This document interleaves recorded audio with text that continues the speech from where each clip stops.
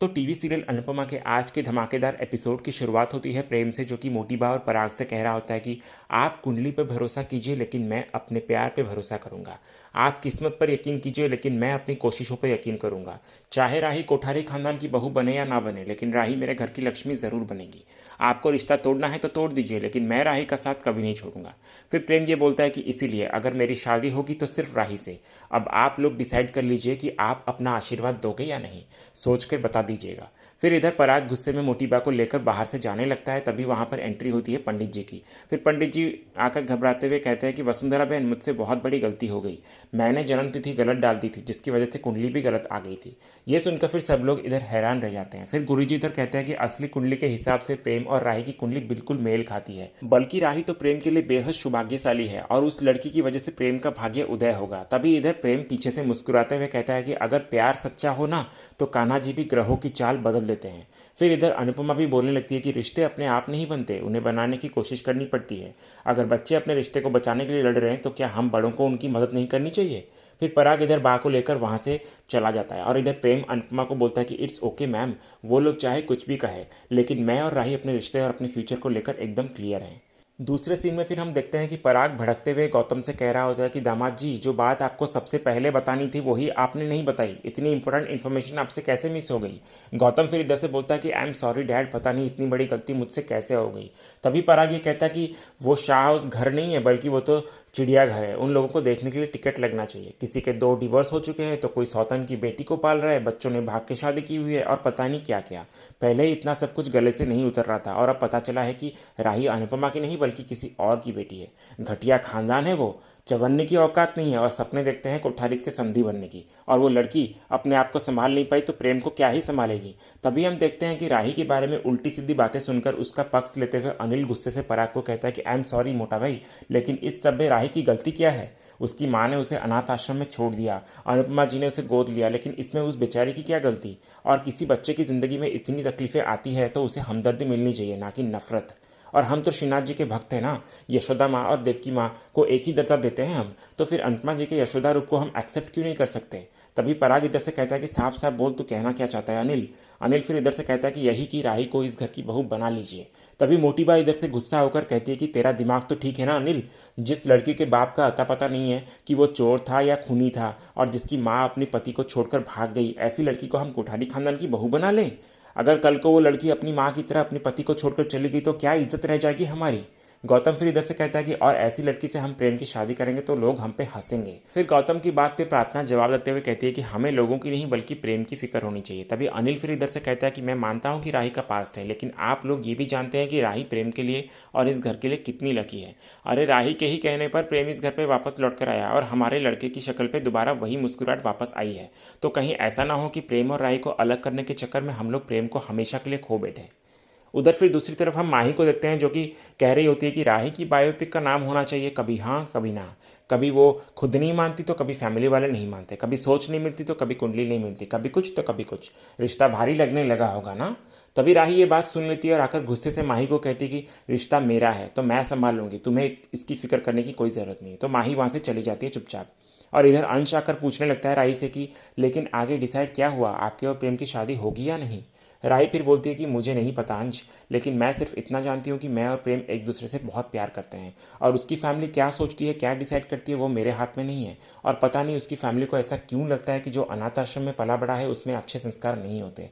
अरे जो बच्चे अच्छे खानदान में भी पैदा होते हैं ना, क्या वो सारे के सारे संस्कारी होते हैं, नहीं ना। अंश फिर बोलता है कि सही कहा आपने, खून खानदान से ज़्यादा ज़रूरी होती है परवरिश। राय फिर बोलते हैं कि एग्जैक्टली, मेरी मम्मी और पाप्स ने भी मुझे बहुत अच्छी परवरिश दी है। हाँ मैंने बचपन से लेकर बहुत सारी गलतियाँ की हैं, लेकिन मैं खुद को तो सुधार रही हूँ ना, बदल रही हूँ ना खुद को। और अगर इसके बाद भी उसकी फैमिली को लगता है कि मैं उनके घर की बहू बनने के लायक नहीं तो ये उनकी मर्जी है। तभी अंश इधर से ये कहने लगता है कि आप चिंता क्यों करते हो, प्रेम ने अपना डिसीजन तो सुना लिया है ना, तो देखते हैं वो लोग क्या जवाब देते हैं। और वैसे भी हमारी टीम में अनुमा तो है ना, तो सब कुछ सॉर्ट हो जाएगा। दूसरे सीन में फिर अनुपमा को हम देखते हैं जो कि अकेली बैठी सोच में डूबी हुई होती है। तभी बापूजी उसके लिए चाय लेकर आते हैं तो बापूजी फिर मुस्कुराते हुए कहते हैं कि ले बेटा, तेरी पसंदीदा अदरक वाली चाय, पर पहले ये बता इतनी गहरी सोच में डूबी हुई क्यों है तू। फिर अनुपमा इधर से बोलती है कि बस बापूजी यही सोच रही थी कि ज़माना कितना भी बदल जाए लेकिन कुछ लोगों की सोच वही पुरानी की पुरानी ही रह जाती है। फिर अनुपमा आंखों में हल्का सा आंसू लेते हुए कहती है कि अब देखिए ना बापूजी, नंद बाबा और यशोदा मैया ने कान्हा जी को गोद दिया था और पूरे संसार ने उन्हें भगवान मान लिया, लेकिन जब हम अपने समाज में किसी बच्चे को अपनाने की बात करते हैं तो लोग सबसे पहले उसकी जाति, खानदान और पिछली जिंदगी के बारे में सवाल करने लग जाते हैं। ऐसा क्यों बापूजी? बापूजी फिर इधर से बोलते हैं कि बिल्कुल सही कहा तूने बेटा, और भगवान ने कभी किसी के बीच कोई भेदभाव नहीं किया, लेकिन इंसान हमेशा दीवारें खड़ी करता रहा, जाति की, धर्म की, अमीरी गरीबी की। हर कोई अपने धर्म को सबसे ऊपर मानता है, अपनी जाति को सबसे ऊंची समझता है, पर असली भक्ति तो इंसानियत में है, प्रेम में है। फिर अनुपमा इधर से बोलती है कि बिल्कुल सही कहा आपने बापूजी, और राही मेरी जान है और प्रेम उसका प्यारा, तो चाहे कोई उनका साथ दे या ना दे, पर मैं तो उनका साथ जरूर दूंगी। दूसरी ओर फिर हमें प्रार्थना को दिखाया जाता है, जो कि ख्याति से रोते हुए कह रही होती है कि कुंडली मिलने से दिल नहीं मिलती माँ, और ज़रूरी नहीं कि कुंडली मिला के शादी अच्छी रहेगी। ग्रह कैसे भी हो, लेकिन अगर इंसान अच्छा नहीं है ना तो शादी में सुख नहीं मिलता। फिर प्रार्थना की इन बातों से ख्याति को थोड़ा शक होता है, तो वो पूछती है कि प्रार्थना बताओ, तुम्हारे और जमाई जी के बीच क्या चल रहा है? तुम अपनी शादी में खुश तो हो ना? खुल के बताओ बेटा मुझे, फिर मैं तुम्हारे पापा से बात भी करूँगी। प्रार्थना फिर बोलती कि वो नहीं सुनेंगे माँ, और आपने बात करने की कोशिश तो की थी ना, मैंने एक्सीडेंटली आपकी और पापा की बात सुन ली थी। उन्हें अपनी बेटी से ज़्यादा अपने दामाद पे भरोसा है, तो वो गौतम की ही साइड लेंगे माँ। ख्याति फिर कहने लगती कि फिर भी बताओ मुझे प्लीज़। प्रार्थना फिर बोलती कि आप इस सब में मत पड़िए माँ, पहले ही आप बहुत पिसती हैं, पर हो सके तो आप पापा से इतना कहिएगा कि मुझे कुछ दिन और यहाँ पे रुकने दे। कहते हुए प्रार्थना चली जाती है, और इधर ख्याति कहती है कि लगता है प्रार्थना जमाई जी के साथ खुश नहीं है, पर लेकिन क्यों? ऐसा क्या है जो हमें दिखाई नहीं दे रहा है? दूसरी ओर फिर प्रार्थना जब ख्याति के कमरे से बाहर आती है तो गौतम उसे जोर से पकड़ते हुए पूछने लगता है कि क्या बोल रही थी तुम अंदर? क्लियरली सुनाई नहीं दिया, और तुम माँ बेटी कुछ तो खुसुर फुसुर कर रही थी, मेरा नाम भी आया था बीच में, तो क्या कहा तुमने अपनी माँ से? प्रार्थना फिर इधर से डरते हुए कहती है कि मैंने कुछ भी नहीं कहा। गौतम फिर कहता है कि अगर कुछ कहा ना तो तुम देखना कि क्या हाल करता हूँ मैं तुम्हारा। दूसरे सीन में फिर हम पराग को देखते हैं, जो कि बेचैनी से बैठा हुआ होता है। उसका चेहरा गुस्से और निराशा से भरा हुआ होता है। तभी मोटी बाप वहां पर आती है और पराग से पूछती है कि पराग बेटा तू क्या सोच रहा है, इतना परेशान क्यों लग रहा है? पराग फिर गहरी सांस लेते हुए कहता है कि बा, मेरे सोचने चाहने से कुछ होगा क्या? मोटी बा फिर बोलती है कि बच्चे रिश्ता तोड़ सकते हैं लेकिन माँ बाप नहीं। तभी पराग इधर से बोलता है कि जो गलत है वो गलत है, और गलत मुझसे सहन नहीं होता बा। आज मेरे ही बेटे ने पूरे शाह परिवार के सामने मुझ पर उंगली उठा दी, और मेरी सिचुएशन अलग थी बा। ख्याति जी का परिवार भले ही गरीब था, पर लोग अच्छे और संस्कारी थे, और ख्याति जी में अच्छी बहू बनने के सारे गुण थे, इसीलिए तो आपने उन्हें बहू के रूप में स्वीकारा ना। मोटी बा फिर बोलती कि तू जो कह रहा है वो बिल्कुल सही है बेटा, लेकिन हम फंसे हुए हैं पराग, बेटे की नहीं सुनेंगे तो उसे हमेशा के लिए खो बैठेंगे। सीरियल में आगे फिर हमें प्रेम को दिखाया जाता है, जो कि अकेला अन्नू की रसोई में बैठा हुआ होता है। उसके चेहरे पर गहरी उदासी साफ झलक रही होती है, और उसकी आंखों में आंसू तैर रहे होते हैं, लेकिन वो खुद को संभालने की कोशिश कर रहा होता है। तभी राही वहां पर आती है और प्रेम के पास आकर बैठ जाती है। फिर राही प्रेम को बोलती है कि प्रेम स्माइल करो ना प्लीज़। प्रेम फिर इधर गहरी सांस लेते हुए कहता है कि राही मुझसे स्माइल नहीं होगी। मेरी फैमिली ऐसे क्यों है राही?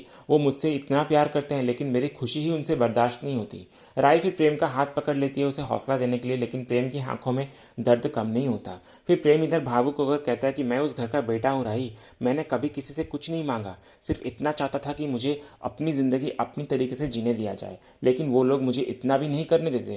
फिर प्रेम ये कहता है कि सबको लगता है कि प्रेम कोठारी के पास सब कुछ है, नाम, पैसा, रुतबा, लेकिन हकीकत यह है कि मेरे पास कुछ भी नहीं है। हाँ, मुझे गाड़ियों की इंस्टॉलमेंट नहीं भरने पड़ते, लेकिन खुशियाँ हमेशा इंस्टॉलमेंट्स में मिलती हैं। अगर प्यार है तो पैसा नहीं मिलेगा, और अगर पैसा है तो प्यार नहीं मिलेगा। ऐसा क्यों है राही? क्या मैं इतना बुरा हूँ? राही फिर कहती है कि नहीं प्रेम, तुम बिल्कुल भी बुरे नहीं हो, लेकिन ज़िंदगी ही ऐसी है, हम चाहकर भी कुछ परफेक्ट नहीं कर सकते। देखो हम कोशिश तो कर रहे हैं ना, तो धीरे धीरे सब कुछ ठीक हो जाएगा, हमें बस थोड़ा सब्र रखना होगा, और बाकी जो भी कुछ है कान्हा जी पे छोड़ दो। फिर राही ये कहते कि अब तो प्लीज़ स्माइल कर दो। तभी प्रेम हंसने लगता है और मजाकिया अंदाज में कहने लगता है कि अब मुझे किस करो राही। फिर राही थोड़ा शर्मा जाती है, लेकिन फिर प्रेम के गाल पर हल्की सी किस कर देती है। दोनों फिर एक दूसरे को देखकर मुस्कुराने लगते हैं। अगले सीन में फिर हम देखते हैं कि शाह हाउस पे अनिल, ख्याति और मीता आते हैं। तभी ख्याति अनुपमा से बोलती है कि सॉरी अनुपमा जी, हम लोग इतनी सुबह सुबह आ गए, लेकिन क्या करें, हमें मुंह मीठा कराने की जल्दी थी। फिर अनुपमा आश्चर्य से उनकी ओर देखती है। तभी ख्याति आगे बढ़कर कहती है कि कल मंदिर में जो भी कुछ हुआ उसके लिए हम हाथ जोड़कर माफ़ी मांगते हैं अनुपमा जी, हमें एहसास हो गया कि हमने गलत किया था। फिर ख्याति ये कहती है कि हमें आपकी बेटी राही का रिश्ता मंजूर है। ये सुनकर अनुपमा समेत सारे घर वाले खुश हो जाते हैं। फिर ख्याति इधर बोलती है कि बा ने शगुन के तौर पे आप लोगों के लिए कुछ गिफ्ट्स भेजे हैं, तो प्लीज़ स्वीकार कीजिए इसे। फिर ख्याति एक नेकलेस निकालकर राही को देती है और कहती है कि राही ये नेकलेस तुम्हारे लिए है। राही फिर कुछ पल तक नेकलेस को देखती रहती है, फिर सिर हिलाकर कहती है कि मुझे ये नहीं चाहिए, आप लोगों का आशीर्वाद ही मेरे लिए सबसे बड़ी चीज़ है। तभी अनुपमा भी बीच में बोल पड़ती है और कहती है कि हाँ, बस आपका साथ और आशीर्वाद ही काफ़ी है। तभी ख्याति इधर बोलती है कि यह सिर्फ एक गहना नहीं, हमारा आशीर्वाद और प्यार है। फिर अनुपमा के कहने पर राही वो नेकलेस को ले लेती है और अनिल मीता और ख्याति से आशीर्वाद लेते हुए नजर आती है। तभी हम आगे देखते हैं कि पाखी मीता से आकर पूछती है कि राजा नहीं आया क्या। फिर मीता इधर से बोलती है कि वो ऑफिस गया है, वैसे भी उसका यहाँ पे क्या काम। पाखी फिर इधर बोलती है कि सही कहा आपने। फिर हम आगे देखते हैं कि पाखी मीता को जानबूझकर ईशानी से इंट्रोड्यूस कराने लगती है। तो मीता इधर से कहती है कि हाँ, मैं पहले मिल चुकी हूँ उससे, काफ़ी सुंदर है। पाखी फिर बोलती है कि हाँ थैंक यू, सुंदर होने के साथ साथ संस्कारी भी है और इसे फैमिली वैल्यूज़ बहुत अच्छे से पता है और ये बाहर का खाना नहीं खाती, सिर्फ घर का बना खाना ही खाती है। कहते हुए पाखी सिर्फ ईशानी की तारीफें करने लग जाती है, पर मीता को यह सब सुनने में कोई इंटरेस्ट नहीं होता। आगे फिर हम देखते हैं कि ख्याति सबको बारी बारी से गिफ्ट देने लगती है। दूसरी ओर फिर अनुपमा सबको कहती है कि आप लोग बैठिए ना, मैं आप सब लोगों के लिए नाश्ता लेकर आती हूँ। तभी अनिल इधर से बोलता है कि अनुपमा जी आज नहीं, आज हमें जाना होगा, लेकिन अगली बार ज़रूर खाना खाकर जाएंगे। मीता फिर बोलती कि सॉरी अनुपमा जी, अभी हमें जाना होगा, बाकी आगे की बातें सब बा आकर कर लेंगी। फिर ये सब वहाँ से चले जाते हैं और इधर शाह परिवार खुशी से झूम उठता है। लेकिन इस खुशी के बीच एक चेहरा ऐसा था जो बिल्कुल शांत होता है और वो है माही। फिर माही का चेहरा इधर काफ़ी बुझा हुआ होता है, उसकी आंखों में जलन साफ झलक रही होती है। तो अनुपमा ये देख लेती है और उसके पास आकर कहती है कि माही, तू देखना, तेरे सपनों का राजकुमार भी जल्दी आएगा, मैं ढूंढ के लाऊंगी ना, अगला नंबर तेरा ही होगा। लेकिन इधर माही की आंखों में नाराज़गी होती है और वो बिना कुछ सोचे कह देती है कि मेरा नंबर तो राही ने छीन लिया, कहकर वहाँ से चली जाती है। तभी पीछे से बा आती है और अनुपमा को बोलती है कि उसे जलन हो रही है अनुपमा, जाने दे, लेकिन तू अपनी बेटी की शादी पे ध्यान दे। सीरियल के नेक्स्ट सीन में हम प्रेम को देखते हैं जो कि अपनी माँ गायत्री को सपने में ये बोल रहा होता है कि आई मिस यू माँ, और कॉन्ग्रेचुलेशंस, आप सांस बनने वाली है, वो भी दुनिया की सबसे क्यूट बहू की। तभी गायत्री इधर से कहती है कि मेरा बेटा खुश तो है ना। प्रेम फिर बोलता है कि इतना खुश पहले कभी नहीं हुआ मैं माँ, बस आपकी ही कमी है। तभी हम आके देखते हैं कि प्रेम अपनी नींद से उठता है तो वो देखता है कि सामने कोई भी नहीं होता। तभी प्रेम के रूम पे कोई नॉक करता है तो प्रेम जब दरवाज़ा खोलता है तो बाहर ख्याति खड़ी होती है। तभी ख्याति कुछ बोलने ही वाली होती है कि प्रेम बोलता है कि आपका बेटा बनने की कोशिश नहीं कर रहा मैं, तो प्लीज़ आप भी मेरी माँ बनने की कोशिश मत कीजिए, और मैं बदतमीज़ नहीं हूँ और ना ही किसी की इंसल्ट करना चाहता हूँ, तो प्लीज़ मुझसे बात करना और मेरे पास आना बंद कर दीजिए। कहकर वो ख्याति के मुंह पे दरवाज़ा बंद कर देता है और ख्याति बहुत ही दुखी होकर वहाँ से चली जाती है। फिर इधर हम आगे देखते हैं कि राही प्रेम के पास कॉल करती है और प्रेम को बोलती है कि तुम्हारी फैमिली यहाँ पर आई थी हम दोनों का रिश्ता पक्का करने के लिए। तो प्रेम ये सुनकर बहुत ज़्यादा खुश हो जाता है और फिर प्रेम कहता है कि वैसे मुझे ये प्रेम कोठारी नाम सुनना ना बिल्कुल पसंद नहीं है, लेकिन तुम्हारे मुंह से मिसेस राही प्रेम कोठारी सुनना बहुत अमेजिंग लगता है, तो फिर से कहो ना। तो फिर राही इधर से कहती है कि मिसेस राही प्रेम कोठारी, लो बोल दिया। प्रेम भी बोलता है कि ऐसे ही कहती रहो। राही फिर बोलती है कि अगर शादी के बाद मैं बनूंगी मिसेस राही प्रेम कोठारी तो फिर तुम क्या बनोगे। प्रेम फिर बोलता है कि हस्बैंड बनूंगा मैं तुम्हारा। राही फिर बोलती है कि नहीं नहीं, तुम होगे मिस्टर प्रेम राही कपाड़िया। प्रेम फिर इधर से बोलता है कि वाह आई लाइक इट, और वैसे भी शादी के बाद सिर्फ लड़की ही नाम क्यों बदले, लड़कों को भी बदलना चाहिए, इसलिए तुम बनोगी राही कोठारी और मैं बनूंगा प्रेम कपाड़िया। फिर उसी वक्त हम देखते हैं कि ये बात प्रेम के रूम के बाहर खड़ा पराग सुन लेता है और काफ़ी नाराज नजर आता है, और इसी सीन के साथ ही आज का ये एपिसोड यहीं खत्म होता है। तो दोस्तों, आने वाले अपकमिंग एपिसोड में हमें दिखाया जाता है कि प्रेम को ये पता चलता है कि बात सिर्फ उसे घर में रोकने के लिए बीमार होने का नाटक कर रही थी। तो प्रेम इधर गुस्से में फैसला करता है कि शादी के बाद वो कोठारी परिवार से दूरी बना लेगा। तो आप लोगों को क्या लगता है कि क्या कोठारी परिवार टूट जाएगा और क्या राही प्रेम को मना पाएगी? आपकी क्या राय है? क्या प्रेम सही कर रहा है? नीचे कमेंट करके ज़रूर बताइएगा। और अगर आज का ये वीडियो आपको पसंद आया हो तो वीडियो को लाइक ज़रूर करें, शेयर भी करें और सब्सक्राइब करना ना भूलें, ताकि ऐसे ही लेटेस्ट एपिसोड के अपडेट्स आप सबसे पहले पा सकें। तो मिलते हैं अगले एपिसोड के रिव्यू में, तब तक के लिए स्टे ट्यून्ड, स्टे एंटरटेन्ड।